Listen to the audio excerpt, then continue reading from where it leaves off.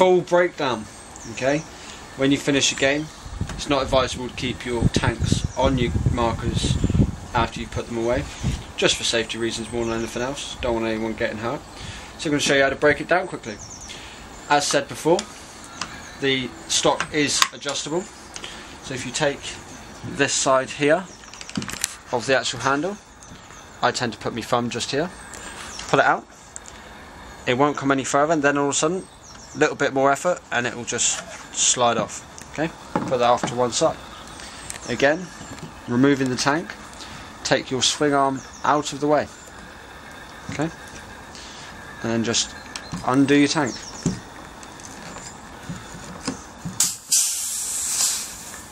Okay, it will depressurise. Let's set that off to one side.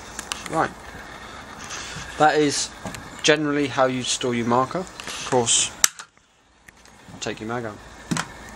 Okay, so that is how you generally store your marker. To clean your barrel, just unscrew your barrel, take it out, clean it. You've got a little bit of fluff in there by the looks of it. Okay, nice and easy. We'll set that off to one side as well. Now the marker itself, if you get ball breaks, things like that, it's going to happen. Okay, it is an unfortunate thing. Your regulator does need wearing in. It does take about 500 shots, maybe 800 at a push, to wear that one in to make it more consistent.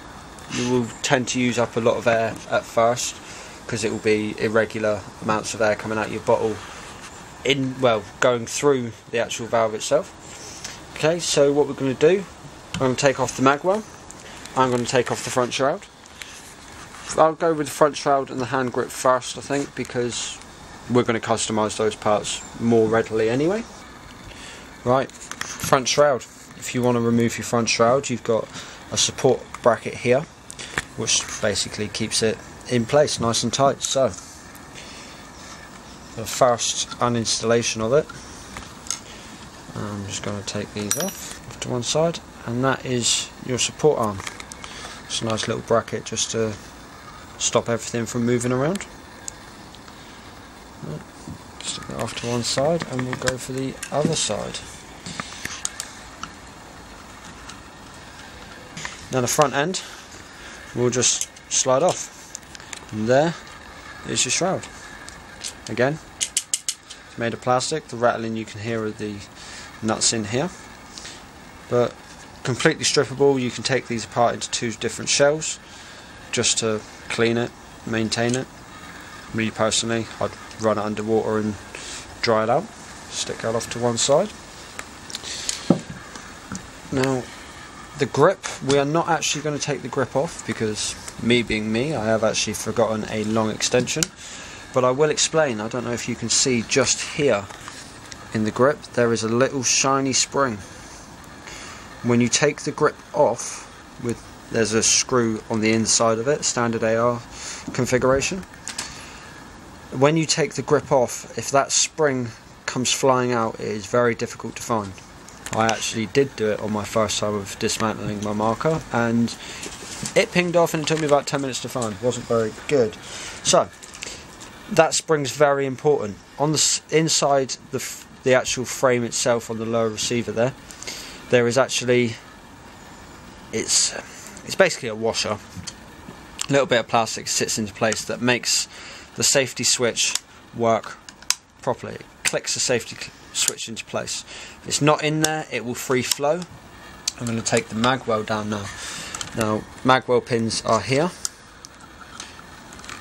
and as you can see, that's just turning. It's not actually undoing. So what I'm going to do, I'm going to go over to my trusty toolkit.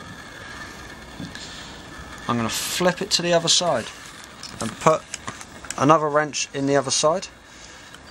Hold that into position and just undo that. And again for the front side, hold it into position and just undo it. Allen key on both sides. You will want to do that when you tighten these back up. I'll show you why in just a second. It's going to be a bit difficult to pinch them out. That one has just come out, as you can see there, nice shiny bar. And they actually screw into there just to keep them nice and tidy. So if you can't get the bolt out, what I generally tend to do, just drop the Allen key in the end. It's not going to damage the threads. Nice light little push, just to push it down. And as you can see on the other side there, it has come out quite nicely. So you can then grab that and slide your Allen key out. Okay, put that off to one side, and your mag well comes out. Very quick and easy, just to show you while we are here. When a magazine goes in, that is how much of that magazine is actually inside the gun. You've got the whole top block here. There's not a lot of space. Now back to the marker. You'll notice that we've got odds and sods pins wise.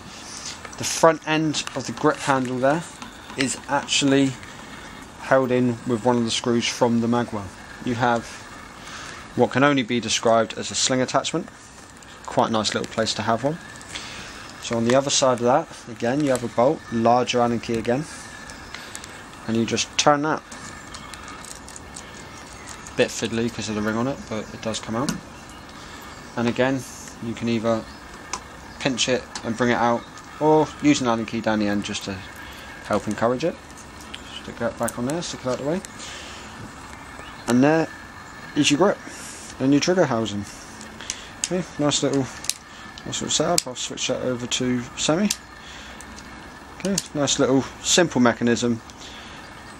It's a paintball trigger. Nice and easy. Okay, now then, we have the main body of the gun. As you can see inside, you've got internal workings there. Okay, be very careful. They are nice and shiny now, but be very careful. Now over here, you've got a couple of split pins. They can be quite difficult to take out.